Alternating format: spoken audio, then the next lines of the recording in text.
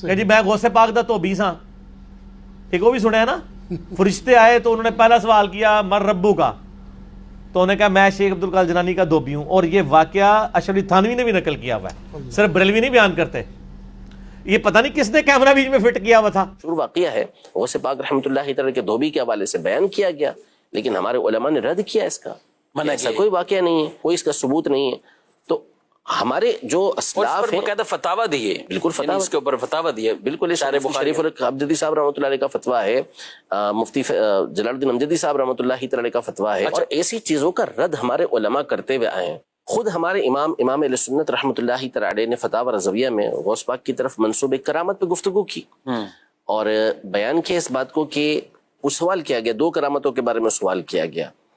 اس میں سے ایک کرامت یہ تھی کہ کسی لڑکے کا انتقال ہو گیا تو اس کی روح نکل گئی اس کے جسم سے، اسرائیل علیہ السلام نے اس کی روح نکال لی، تو اس کی ماں روتے ہوئے پہنچی تو حضور غوث پاک رحمۃ اللہ تعالی علیہ نے حضرت اسرائیل علیہ السلام سے بات چیت کی. وہ آسمانوں پر تھے یا جہاں بھی تھے، ان کے ہاتھ میں روحوں کا تھیلا تھا.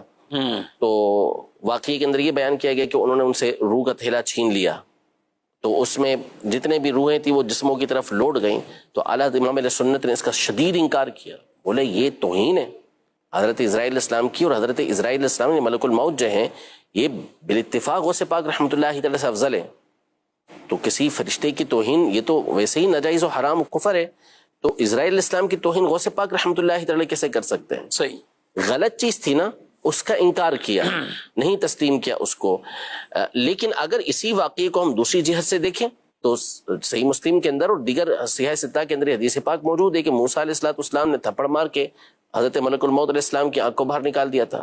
بالکل یہ واقعہ موجود ہے، لیکن ان کے لیے وہ توہین نہیں بنے گی، وہ توہین نہیں بنے گی. مسئلہ یہ ہے کہ جو چیز خلاف شرع ہوگی اس کا ہمارے علماء نے رد کیا. بالکل ہمارے علماء نے منع فرمایا کہ یہ ہے ہی نہیں. دوسرا یہ کہ اگر کوئی واقعہ ایسا ہے کہ جو خلاف شرع نہیں ہے لیکن اس کا کچھ ثبوت ہی نہیں ہے، نہ لوگوں کے اندر وہ معروف ہے، تو ہمارے علماء نے فرمایا کہ نہ کسی مستند کتاب کے اندر موجود، نہ ہی یہ زبان زد عام ہے. ایک ہوتا ہے کہ لوگوں میں مشہور ہے اور خلاف شرع اس کے اندر کوئی بات نہیں، تو اس کو تسلیم کر لیا جاتا ہے کہ ٹھیک ہے، اس سے کوئی حکم شرع تو ثابت نہیں ہو رہا نا، آپ کے اوپر کوئی چیز تو لازم نہیں قرار دی جا رہی، آپ کا کوئی عقیدہ تو اس سے نہیں ثابت کیا جا رہا. ایک فضیلت کی بات ہے کسی ولی اللہ کی تو وہ اس کے ذریعے سے بیان کی جا رہی ہے اور وہ خلاف شرع ہے نہیں، تو اس کو بیان کرنے کے اندر کوئی حرج نہیں ہے. جبکہ لوگوں کے درمیان وہ مشہور ہو، بعض اوقات اس کا سراغ نہیں ملتا. ہاں اگر وہ لوگوں کے درمیان معروف بھی نہیں ہے، کسی کتاب کے اندر بھی وہ نہیں ملتی، تو پھر ہمارے علماء اس کا رد کر دیتے ہیں. اصل میں ہوتا یہ ہے کہ آپ ایسی بات کہیں کہ جو قرآن و سنت سے بھی ثابت ہے، تو بھی آپ کو ایسے افراد ملیں گے کہ جو اس کا استہزاء کریں گے، مذاق کریں گے، قرآن پاک کی ہاں وہ مذاق اڑائیں گے اس طرح کی باتوں کا. اچھا بہت سے لوگ وہ ہوں گے جن کو پتہ نہ ہونا کہ بات قرآن پاک کے اندر ہے، حدیث پاک کے اندر ہے، آپ ایسے بیان کر دیں اس بات کو تو ممکن ہے اس کا انکار کر دیں گے. بالکل لیکن ہوں گے وہ اس طرح کے کہ وہ قرآن و سنت کو مانتے ہیں.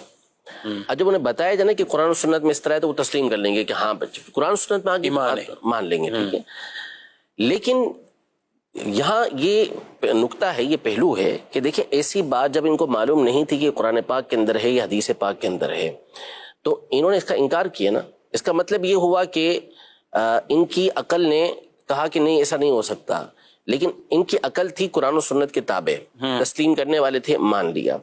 تو اب یہاں پر بنیاد یہ ہے کہ ایسی باتیں کہ جو ہماری عقل کے اندر نہیں آتی، ہمیں سمجھ نہیں آتی کہ ایسا کیسے ہوگا، تو اس کو جب ہم تسلیم کرتے ہیں قرآن و سنت کے اندر موجود ہونے کی وجہ سے، تو جن چیزوں کی طرف رہنمائی قرآن و سنت کر رہے ہیں، دلائل کے ذریعے جن چیزوں کے وجود کا ممکن ہونے کا قرآن و سنت ہمیں ثبوت دے رہے ہیں کہ ایسی چیزیں یہ ہو سکتی ہیں اور ہوں گی، وہ سب اللہ تبارک و تعالیٰ کی عطا سے ہوں گی. چاہے قرآن مجید فرقان حمید میں آپ آصف بن برقیہ رحمۃ اللہ تعالی علیہ کے واقعے کو لیں تو ھذا من فضل ربی، وہ اللہ کے فضل سے، میرے رب کے فضل سے وہ بھی. یا آپ حضرت مریم رضی اللہ تعالی عنہا کے واقعے کو لیں تو وہ کیا ہے کہ قالت هو من عند اللہ، یہ اللہ کی طرف سے. ان اللہ یرزق من یشاء بغیر حساب، اللہ جس کو چاہتا ہے بے حساب اس کو رزق دیتا ہے اللہ تبارک و تعالی. تو اس کا مطلب یہ ہوا کہ عمومی طور پر اس طرح کے واقعات جو ہوتے ہیں وہ ہوتے ہی ایسے ہیں کہ جو نہیں ہوتے جبھی تو وہ کرامت بنتے ہیں. صحیح. ہاں اگر وہ ایسے ہونا کہ جن کا ٹکراؤ قرآن و سنت کے ساتھ ہوتا ہو تو پھر ہم کہیں گے کہ جی یہ ہم بھی تسلیم نہیں کریں گے. سارے کہ پھر وہ کرامت ہے ہی نہیں, وہ بات ہی جھوٹی ہے, وہ غلط ہے.